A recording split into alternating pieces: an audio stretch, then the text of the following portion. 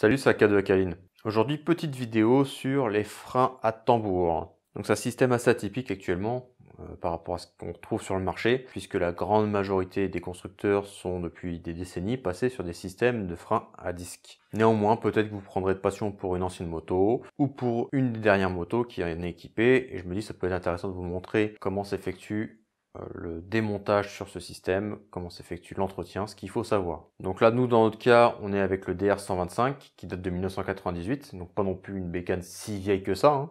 Mais vous pouvez très bien retrouver ce système de frein à tambour, par exemple, sur des productions beaucoup plus récentes, telles que la CBF 125. Le défaut des freins à tambour par rapport aux freins à disque, c'est notamment un refroidissement qui est moins bon, le fait que ça conserve toute la poussière de frein à l'intérieur, la maintenance qui est également un peu moins aisée, dans le sens où demain je dois prendre par exemple le V-Strom là, que vous apercevez juste derrière, je dois changer les plaquettes du frein arrière.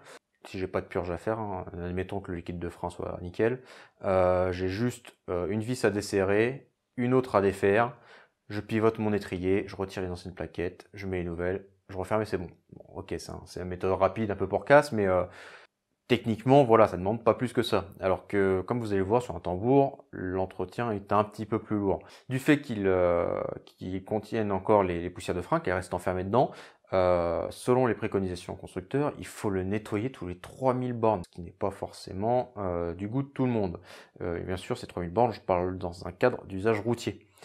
On est sur un trail.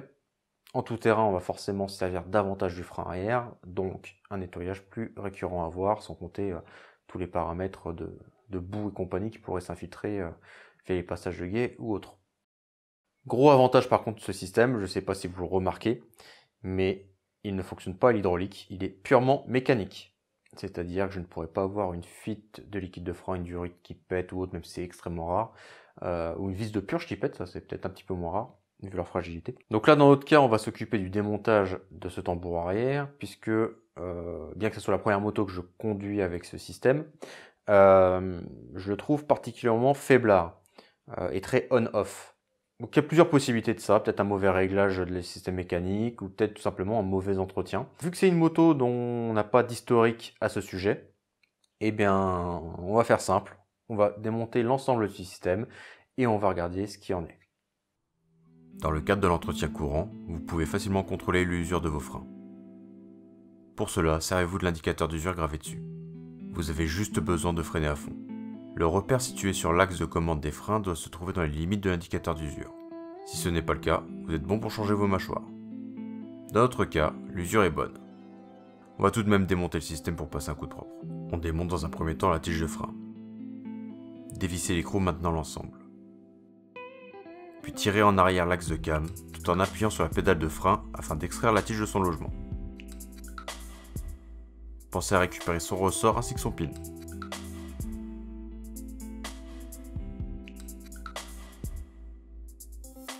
Puis ôtez de la flasque la barre d'ancrage. Cette dernière permet de rendre la flasque immobile par rapport au moyeu. On desserre l'écrou de l'axe de roue arrière. Puis on va soulever la moto. Dans mon cas, n'ayant pas de lève moto, je bascule la moto sur sa béquille et j'utilise une chandelle pour voiture que je viens caler sous le cadre de la moto. Cela laisse la roue arrière libre et en hauteur. Une fois chose faite, on retire la chaîne et sort l'axe pour dégager la roue.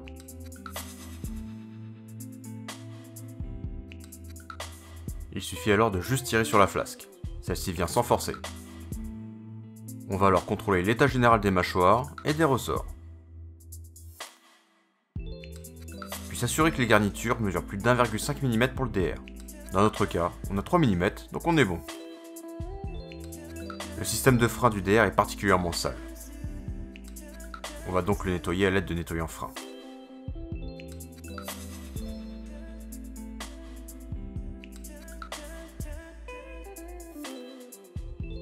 J'en profite également pour passer un coup de laine d'acier sur les garnitures afin de les déglacer.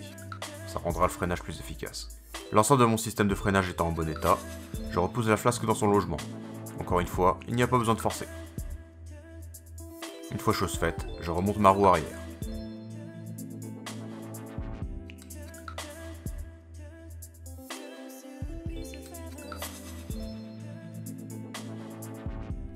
On va alors refixer la barre d'ancrage, puis la tige de frein.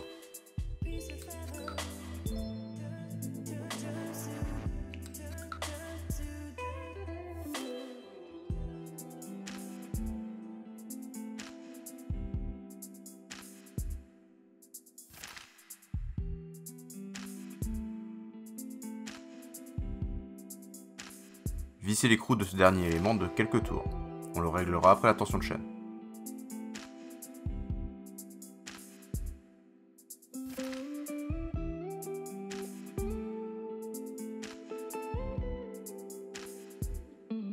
On va alors resserrer l'écrou de tige de frein de manière à ce que la pédale de frein ait une course maximale comprise entre 20 et 30 mm pour le DR.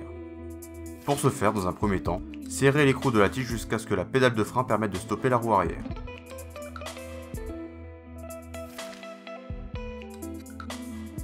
Puis à l'aide d'un mètre, vérifiez la course de la pédale de frein. Resserrez au besoin jusqu'à vous trouver dans la fourchette indiquée par le constructeur.